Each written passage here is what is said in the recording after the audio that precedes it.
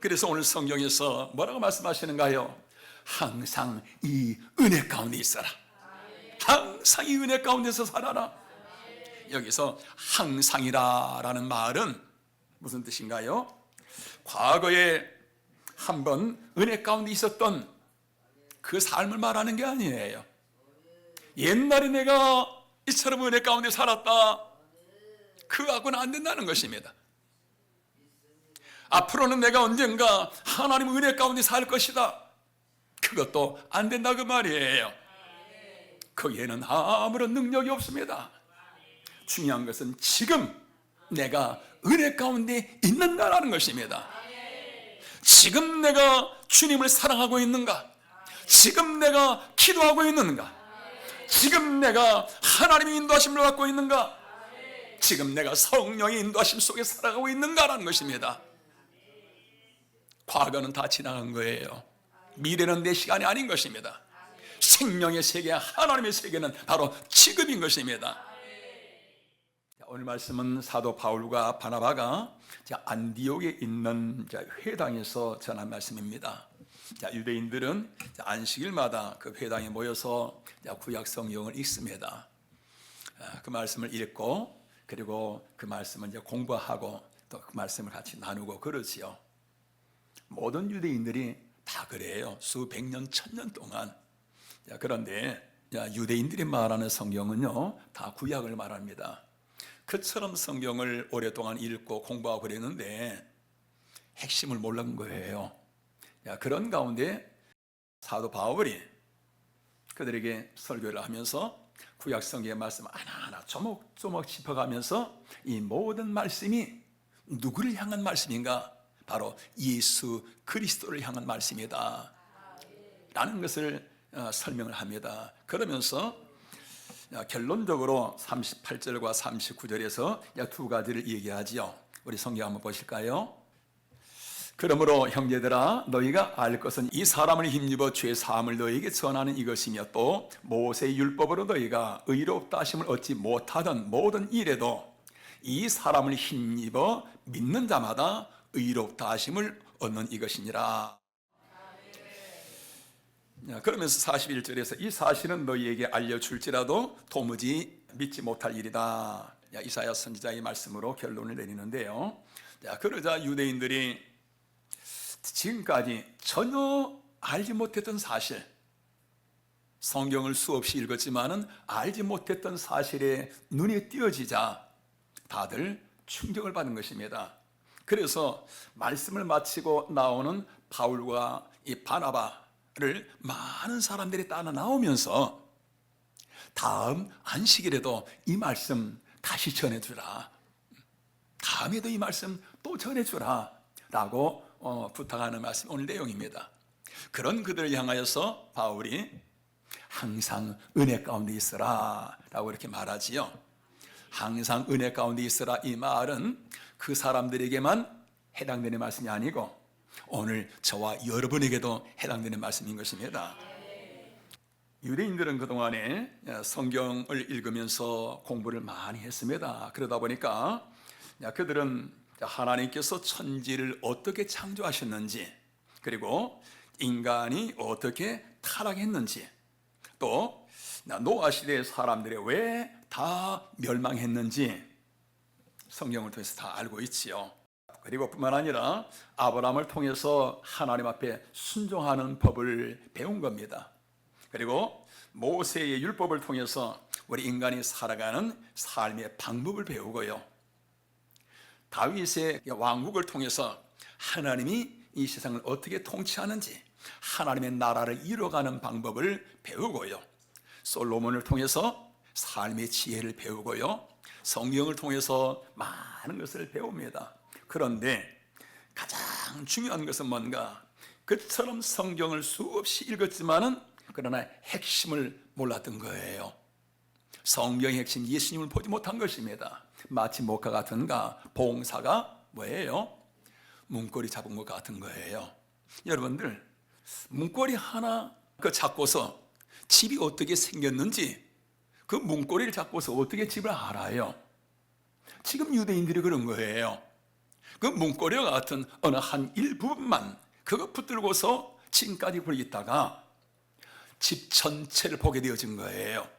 그러다 보니까 얼마나 여러분들 감동과 충격이지 않겠어요? 그래서 바울과 바나바를 따라오면서 이 말씀 다시 전해주라. 그 말씀 속에서 와, 이러한 죄 사함의 길, 이러한 영생의 길이 이 안에 있다니 충격을 받은 것입니다. 자, 그런데 여러분들 문제는 그러한 유대인들만이 아니고요, 오늘날도 그와 같은 사람들이 많이 있는 것입니다. 오늘날 많은 사람들이 예수님을 믿고 교회 다니면서 성경도 보고 그러잖아요. 그런데 성경을 어떻게 알고 있지요? 우리가 이 세상을 살아가는데 윤리, 도덕적인 그런 정도 차원으로 성경을 보고 있는 겁니다. 또 세상을 살아가는데 복받고 잘 사는 방법을 성경을 통해서 보고 있는 겁니다. 또 마음이 외로울 때, 좀 답답할 때 성경을 보면은 마음이 좀 평안해지고 위로를 얻으니까 그런 정도로 성경을 보고 있는 많은 사람들이 있습니다. 자, 여러분들 물론 틀린 게 아니죠. 성경 보면 여러분들 마음에 위로가 있잖아요. 평안이 있잖아요. 세상 어떻게 살아가는가 지혜가 있잖아요. 그런데 여러분들, 하나님이 우리에게 성경을 주신 것은 그러한 것들을 위한 것이 아니라 우리에게 영원한 생명을 주시기 위하여 주신 하나님의 말씀인 것입니다. 그래서 영원한 생명의 길이 뭔가요? 예수님을 믿음으로 말미암아 죄 사함을 받고 그리고 의로운 사람, 의인이 되어지는 것입니다. 여기에 대해서 예수님께서 요한복음 5장 39절에서 이렇게 말씀하시죠. 자, 한번 보실까요? 너희가 성경에서 영생을 얻는 줄 생각하고 성경을 연구하거니와 이 성경이 곧 내게 대하여 증언하는 것이라. 요한복음 5장 24절 우리 다 같이 보십니다. 시작. 내가 진실로 진실로 너희에게 이르노니 내 말을 듣고 또 나 보내신 이를 믿는 자는 영생을 얻었고 심판에 이르지 아니하나니 사망에서 생명으로 옮겼느니라. 아멘. 예수님을 나의 주 나의 하나님으로 믿으면은 생명이 사망에서 영생으로 옮겨진다. 할렐루야. 여러분, 사람이 죽을 수밖에 없는 상황에서 기적적으로 살아났다. 야, 여러분, 그 사람 생각만 해도 얼마나 내가 지금 살아있다는 거 얼마나 기쁘고 감사하고 황홀하고 그러지 않겠어요? 미얀마에서 지난주에 큰 지진이 일어났었잖아요. 이로 인해서 관계 당국에서는 한 10,000명 이상이 죽었을 것이다 라고 이렇게 보고 있는데요. 이런 가운데서 지난 목요일 지금 사진처럼 36세 청년이 호텔 무너진 그 밑에서 살아난 것입니다. 5일 만에 125시간 만에 살아나지요. 그러자 미얀마에서 온 나라가 환호하면서 우리나라에 기적이 일어났다라고서 막 환호를 하지요. 그러면서 이와 같이 살아있는 사람이 있을 수 있으니 최선을 다해서 구조하자. 여러분, 미얀마가 지금 기온이 40도래요. 그리고 지진이 일어난 지 8일 지났습니다. 그런데도 한 사람이라도 어떻게 산 사람이 있지 않을까 싶어서 그런 마음으로 지금 구조를 하고 있지요. 여러분들, 자기 그 가족들은 어떨까요? 그 36세 청년처럼 혹시나 돌아올까 봐 기다리는 마음, 가슴이 무너지면서 기다리고 있겠지요. 여러분들, 사망의 자리에서 살아난다 라는 것은 이처럼 엄청난 사건이지요. 본인은 말할 것도 없고요, 모든 사람들이 환호하는 바로 기적의 그 현장이지요. 자, 여러분들 생각해 보시죠. 우리 인생 몇 년인가요? 7, 80년. 잠시 살고 죽는 이러한 육신의 생명도 다시 살아나자 그처럼 기뻐하며 환호하는데, 여러분들, 영원한 생명, 그 영생으로 우리가 살아난다 할 때 그 생명의 감동 가치는 여러분 그 36세 청년 살아난 것과 비교가 될 수 있겠습니까? 성경 말씀하십니다. 예수를 믿는다는 영생을 얻었고 심판에 이르지 아니하나니 사망에서 생명으로 옮겼느니라. 예수를 믿는 자는 장차 영생을 얻을 것이 아니고 이미 영생을 얻었고 하나님의 심판 가운데 나가지 아니하고요. 왜요? 그 생명이 사망에서 생명으로 옮겨졌기 때문에 그의 삶이 죽음의 삶, 사망의 삶이 아니라 생명의 삶으로 예수님 품 안으로 옮겨졌기 때문에 심판 가운데 나가지 아니하며 이미 생명을 얻었느니라. 이란 꿈 같은 주인공, 그 생명의 주인공이 누군가요? 오늘 저와 여러분인 것입니다. 오늘 우리가 그 놀라운 그 생명의 주인공이라는 사실인 것입니다. 여러분들, 이것은 우리가 좀 더 깊이 생각하면요, 잠을 자다가도 너무나 감격스러워서 자다가도 일어나서 기뻐 춤을 출 그러한 일인 것이지요. 우리 성도 여러분들, 예수님을 믿는다는 것이 이처럼 엄청난 사건인 것입니다. 여러분, 예수님이 나를 구원하신 구세주여, 나의 하나님이신 것을 믿으시면 아멘. 예수님을 진실로 나의 주, 나의 하나님을 믿으시면 우리 다 같이 다시 한번 아멘 하십시다. 할렐루야. 여러분, 진실로 예수님을 믿으신다면 오늘 밤에 나의 생명이 끝난다 할지라도 하나님의 나라 천국에서 영생 복락을 누리게 될 줄로 믿습니다. 이게 뭔가요? 이게 바로 하나님의 은혜라는 것입니다. 이게 하나님의 은혜예요. 그래서 오늘 성경에서 뭐라고 말씀하시는가요? 항상 이 은혜 가운데 있어라. 항상 이 은혜 가운데서 살아라. 여기서 항상이라는 말은 무슨 뜻인가요?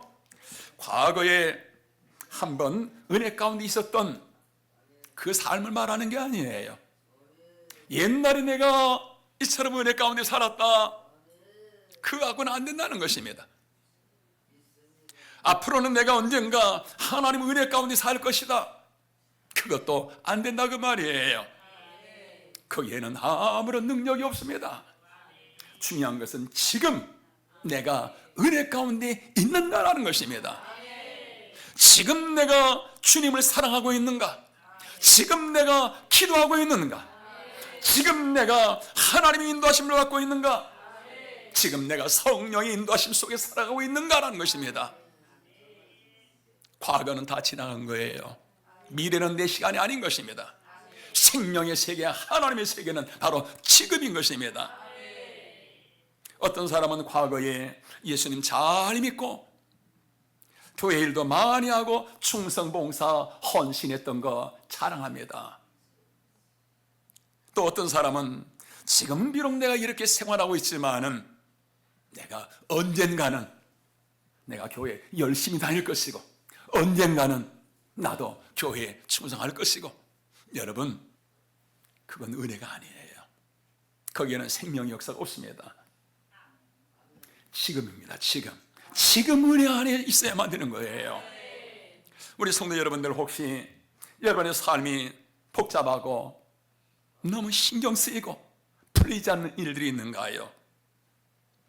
삶이 너무 얽히고 설켜서 너무 힘겨워하는 일들이 있는가요? 성도 여러분들, 하나님의 은혜 안에 들어오시길 바랍니다.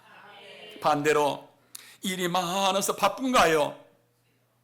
모든 일들이 내 뜻대로 잘 되어지고 있는가요? 몸도 건강하고 돈도 부족함이 없고 평안하고 하는 일 잘 되는가요?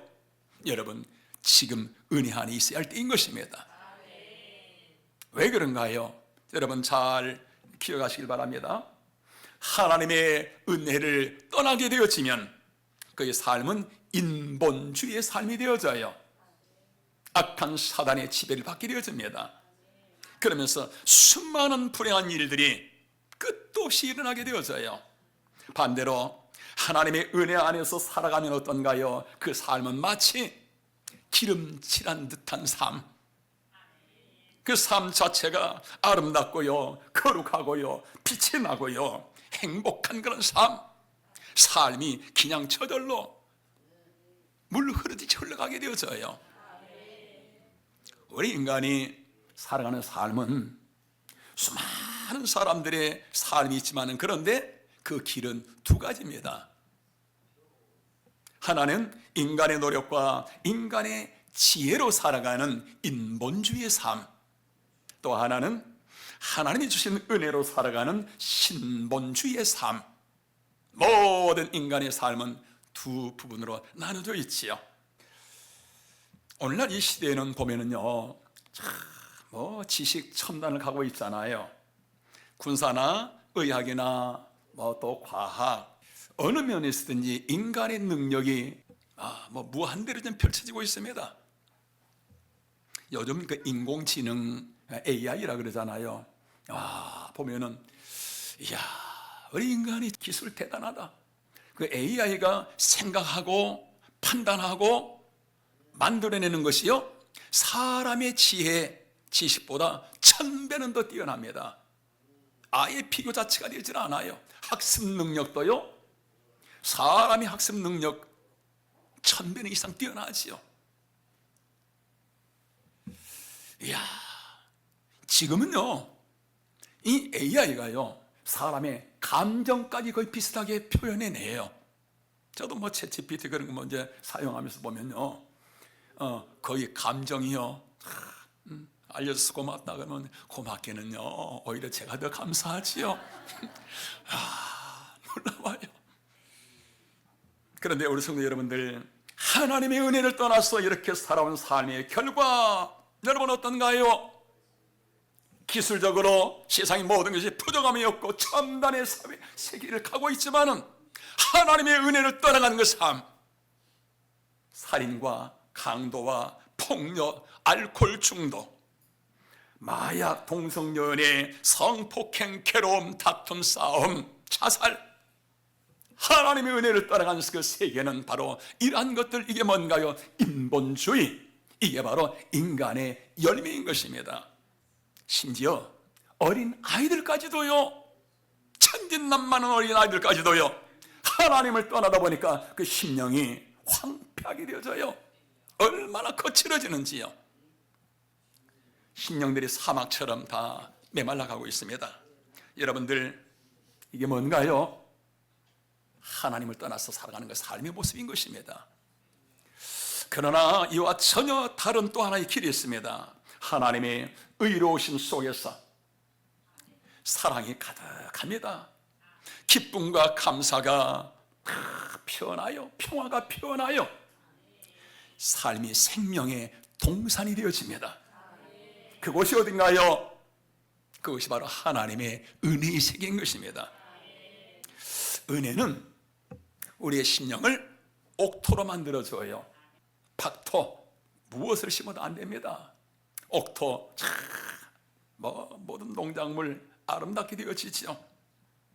하나님의 은혜 안에서 살아갈 때 그 삶이 옥토가 되어져요. 그러다 보니까 나쁜 열매는 하나도 있지 아니하고요, 그 삶의 아름다운 것, 좋은 것들로 가득 풍성하게 되어집니다. 이런 삶은 성도 여러분들, 내가 노력해서 되어지는 게 아니에요. 이런 아름다운 삶, 이런 행복한 삶, 내 노력으로 되어지는 것이 아니라 하나님의 은혜 안에 있다 보니까 하나님의 농부가 되시고, 하나님의 보호자가 되시고, 하나님의 인도자가 되셔서 하나님 우리의 삶을처럼 이끌어 가시는 것입니다. 그래서 오늘 성경에서 이 은혜를 떠나지 말아라, 항상 이 은혜 안에서 살아라. 할렐루야. 우리 같이 한번 따라 하시겠습니다. 항상 이 은혜 안에서 살아가리라. 할렐루야. 우리 성도 여러분들, 우리 심령이 메마른 사막 같은 그런 심령이 아니라, 세상 속에 살아가는 그런 수많은 인본주의 삶이 아니라 하나님의 은혜 안에서 살아가는 물된 농산 같은 저와 여러분의 심령이요 삶이 되시길 주님의 이름으로 축원합니다. 그러면 여러분들 우리가 이 은혜 안에서 살아가면은 이제 어떠한 일들이 일어날까요? 자, 우리 PPT 한번 보실까요? 자, 첫째, 시작. 삶에 무한한 새 힘이 솟아난다. 예, 그렇습니다. 여러분들 잎이 쭉 물이 없어 메말라가던 그러한 화분에 물 주면 어때요? 쭉 찾아가다가 물 주면은 싹 살아나잖아요. 여러분들 삶이 축 처져 있어요. 힘이 없어요. 무리합니다. 그 심령 속에 하나님의 은혜가 들어가게 되어지면은 화초가 피어난 것처럼 삶의 생기가 쫙 일어나게 되어져요. 그래서 이사야 선지자는 소년이라도 피곤하며 장정이라도 넘어지며 쓰러질지라도 오직 하나님의 은혜 안에 있는 사람들은 독수리가 날개치며 올라가 같은 새 힘을 얻을 것이니라. 하나님의 은혜 안에 있게 되어지면은 내 안에서 생기가 넘쳐나게 되어지죠. 그래서 다니엘이라는 사람 포로로 끌려왔지만은 포로 생활하고 있지만은 하나님의 크신 은혜를 받은 자여 하나님의 은혜가 임하자 그 바벨론 제국을 이끌어가는 그러한 놀라운 그러한 힘이 임하게 되어지죠. 오늘 우리 높은 도 위로교회 성도 여러분들 혹시 삶이 무기력하시고 힘이 없고 재미가 없고요 그런 분들 계시는가요? 여러분 교회 다니는 것으로 끝나면 안 돼요. 교회 다니는 것으로 끝나는 것이 아니라 여러분들 예수님 안에 들어오시길 바랍니다. 교회를 가까이 하세요. 교회는 예수님의 몸이잖아요. 교회와 하나가 되시길 바랍니다. 여러분의 삶 속에 하나님이 함께 하시며 생명력이 넘쳐나는 신바람 나는 삶이 그냥 되어져요. 내가 기뻐하려고 해서 기뻐하는 것이 아니라 하나님이 은혜 안에 있다 보니까 내 삶이 그처럼 피어나게 되어지는 것입니다. 하나님의 은혜 안에 있는 사람들은요, 두 번째로 한번 보실까요? 사랑이 풍성하게 된다. 여러분들 은혜 받은 자의 제일 첫 번째 열매가 뭐냐? 그게 바로 사랑이죠. 사랑. 아멘. 은혜가 임하면은 내게 나타난 제일 첫 번째 그 표본화 열매 사랑이죠. 그래서 내 안에 은혜가 있게 되어지면은 하나님을 향한 그 사랑의 마음이 팍 일어나요. 주님 사랑합니다. 생각만 해도 가슴이 뜨거워지고요. 하나님의 그 사랑이 내 안에 있다 보니까 성도 여러분 어떤가요? 하나님의 사랑이 내 안에 있어요. 모든 것이 아름답게 보여져요. 세상에 미운 사람 있는 사람은 손들어 보세요. 이 세상에 싫은 사람 있는 사람들, 아유 다들 그냥 은혜가 충만하시네요. 내 안에 은혜가 있으면 성도 여러분들 세상에 원수까지도 사랑스럽게 보인다니까요. 마치 목과 같아요. 프리즘과 같은 것입니다. 여러분들 프리즘 아시는가요? 그 문방구에 가면 프리즘이라고 있잖아요. 보면은 어때요? 앞에 빨주, 노초, 파란보 쫙 그냥 무지개가 쫙 펼쳐지잖아요. 하나님의 은혜 안에 있으면 이처럼 세상이 그처럼 아름답게 보여져요. 모든 것이 아름답게 보여지는 것입니다. 그렇기 때문에 삶이 행복한 삶이 그냥 되어지는 것이죠. 우리 성도 여러분들, 여러분의 삶 속에 신경질 짜증이 있는가요? 여러분 하나님의 은혜 안에 들어오시길 바랍니다. 여러분의 삶은 아름다운 삶, 행복한 삶이 되게 될 줄로 믿습니다. 하나님의 은혜가 있을 때, 자, 세 번째 마지막 한번 보실까요? 다 같이 시작. 하나님이 도우신다. 여러분 그렇습니다. 하나님은 여러분 어떤 분이신가요? 우리를 도와주시는 분. 아멘. 우리는 모든 면에서 하나님의 도우심을 받아야만 돼요. 그런데 성도 여러분들 보세요. 하나님이 우리를 도우시는 그 영역이 어딘가? 하나님은 모든 사람들 다 도우시기를 원하시는데 하나님의 도우심이 임하는 곳이 어딘가? 그곳이 바로 은혜 안인 거예요. 은혜 안. 어디라고요? 하나님의 은혜는, 하나님의 도우심은 어디에서 임해요? 은혜 안에서 임하는 거예요. 은혜를 벗어나게 되면은 그곳에서 죽어갈지라도요, 하나님이 도우시고 싶어도 하나님의 손을 내밀 수가 없어요. 하나님의 은혜 안에 있을 때 성도 여러분들, 내 손이 미치지 아니하고요, 내 생각이 미치지 아니하는 그런 것까지도, 내가 미처 알지 못했던 것까지 하나님께서요 도우시고 일을 하십니다. 그렇기 때문에 하나님의 은혜 안에서 살아가는 사람들은 그 삶 자체가 너무 아름답죠. 와, 하나님이 나의 미래를 아시고 오늘 이런 일이 있을 것을 아시고 하나님이 나를 이 길로 인도하셨구나. 은혜 안에 있는 자들 하나님께서 세밀하게 삶을 주관하시며 하나님이 도우시는 것입니다. 그래서 우리 성도 여러분들, 우리 신앙은 하나에서 10가지가 다 뭔가요? 은혜인 것입니다. 은혜를 알면서부터 주님을 알게 되어져요. 은혜에 깊이 들어가면서 하나님의 품 안에 깊이 들어가게 되어지는 것입니다. 하나님의 은혜가 우리의 삶 전체를 좌우하게 되어지는 거예요. 우리의 삶은 은혜만큼 열려지는 것입니다. 은혜만큼 풍성해지는 거예요. 은혜만큼 하나님과 가까워지는 것입니다. 그렇기 때문에 오늘 성경에서 다시 한번 항상 하나님의 은혜 가운데 있으라. 자, 여러분들, 이 귀한 은혜를 그러면 우리가 어떻게 받을 수 있을까요? 어떤 분은 그럽니다. 나는 은혜가 없어. 나는 은혜가 안 생겨 라고 말하는 분들도 있습니다. 여러분들, 하나님의 은혜를처럼 어렵고 힘들게 고행해서 받는 것처럼 그렇게 은혜를 주신다면 여러분, 이 세상에 제대로 은혜 받을 사람이 누가 있겠어요? 은혜 받는 거 간단합니다. 어떻게 해요? 우리 스크린 한번 보시겠습니다. 다 같이 시작. 은혜를 사모하는 마음을 갖는다. 아멘. 은혜를 사모하지 않는데, 하나님을 원하지 않는데 하나님이 어떻게 붙들어 주셔요? 어떻게 은혜를 부어 주셔요? 하나님은 우리의 마음, 주님 사모하는 그 마음, 그 마음만 있으면은 그 마음 위에 하나님께서 사모하는 만큼 은혜를 부어 주셔요. 저 지난주 동두천 그 교회에 이제 부흥회를 갔었잖아요. 부흥회 중에 성도들 안수기도를 하는데요, 그 중에 어느 분이 팔을 몇 년 동안 제대로 쓰지 못한 거예요.